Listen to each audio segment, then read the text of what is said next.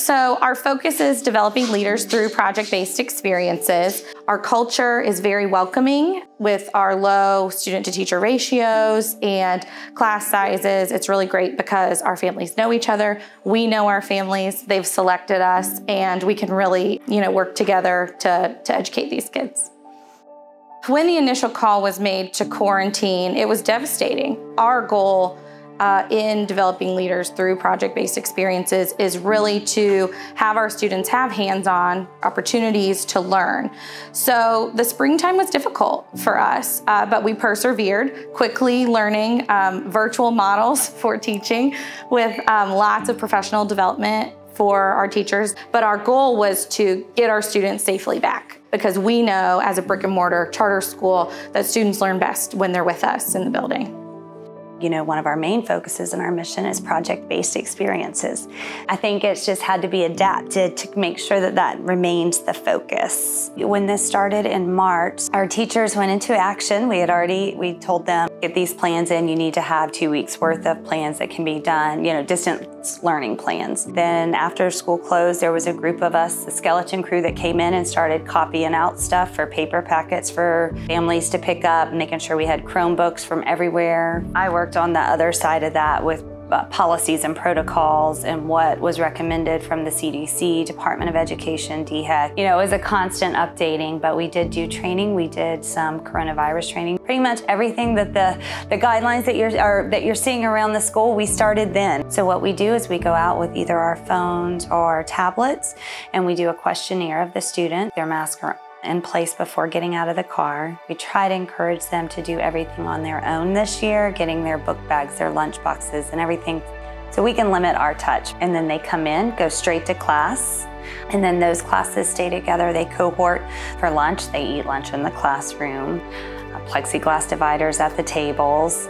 They remain in their classrooms and are dismissed that way. So let's say a teacher called down and say, 3rd grade, that the student's just not acting themselves, maybe they're coughing, having some shortness of breath. I get down there, I assess the student. So in that instance, what I would want to do is immediately isolate that child from other students, so I can bring them in here. We have some cots set up and place them in here, and then they are isolated from the rest of the school until their parent could arrive. So it was just to hopefully cut down on the exposure to other people. I think it's so important for our students to be in the building because our school is really catered to interaction as students learn. We have 3 CTE programs here at our school. It's information technology, culinary arts, and our agriculture program, which really are critical to helping our students find careers post-graduation, and for them being able to have hands-on experiences through interacting with plants, animals, the kitchen, and cooking. Project-based learning is the reason I'm at this school. It's the reason that I think that programs like this ag program really flourish, because they can put geometry into play.